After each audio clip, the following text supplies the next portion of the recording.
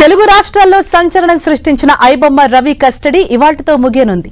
4 రోజులుగా కస్టడీలో ప్రశ్నల వర్షం కురిపించిన రవి ఎలాంటి సమాచారం ఇవ్వలేదని తెలుస్తోంది.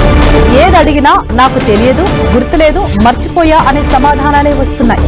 ఇవాళ కూడా రవి విచారణలో ఎలాంటి విషయాలు చెప్పకపోతే పోలీసులు అతన్ని మరోసారి కస్టడీకి కోరే అవకాశం ఉంది.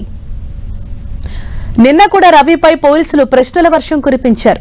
రవికి చెందిన బ్యాంక్ అకౌంట్ల వివరాలు, క్రెడిట్, డెబిట్ కార్డుల వివరాలతో పలు బ్యాంకులకు మెయిల్స్ చేశారు సిసిఎస్ పోలీసులు. బ్యాంకులు అందించే వివరాలతో మరిన్ని ఆధారాలు సేకరించాలని పోలీసులు భావిస్తున్నారు. సినిమాలను పైరసీ చేసేందుకు తనకు ఎవరూ సహకరించలేదని, ఒక్కడినే అంతా చేశానని రవి చెప్తున్నాడు. పైరసీ సినిమాలు చూసే అలవాటుతోనే పైరసీ సినిమాలను అప్లోడ్ చేసినట్లు రవి చెప్తున్నాడు. తాను వెబ్ డిజైనర్ కావడంతో స్వయంగా వెబ్సైట్ క్రియేట్ చేసి పైరసీ కంటెంట్ అప్లోడ్ చేసేవాడినని రవి పోలీసులకు చెప్పినట్లు తెలుస్తోంది.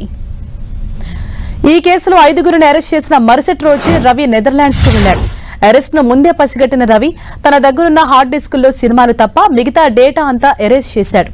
బ్యాంకు ఖాతాల్లో ఉన్న డబ్బులను పలు అకౌంట్లకు మళ్లించాడు.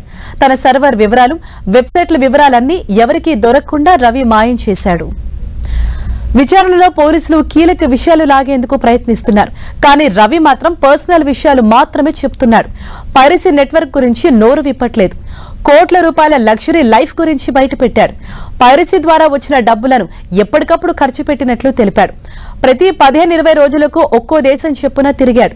Netherlands, Switzerland, America, France, Thailand, Dubai దేశాలకు టూర్లు వేశాడు.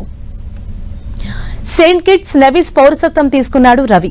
విదేశాల్లో ఉన్న సోఫిస్టికేటెడ్ సర్వర్ల ద్వారా పైరసీ నెట్వర్క్ ను నడిపాడు. రవికి చెందిన ఒక బ్యాంకు ఖాతాలో 3.5 కోట్లున్నట్లు పోలీసులు గుర్తించారు. హైదరాబాద్ లో, వైజాగ్ లో రవికి ఎంతో విలువైన ఆస్తులు కూడా ఉన్నాయి. బిజినెస్ క్లాస్ ట్రావెల్ ఫ్లైట్లలో తిరుగుతూ లగ్జరీ హోటల్స్ లో గడిపాడు. ఒంటరిగానే ఉంటూ స్టైలిష్ లైఫ్ స్టైల్ ను ఎంజాయ్ చేస్తున్నట్లు పోలీసుల ముందు ఒప్పుకున్నాడు రవి.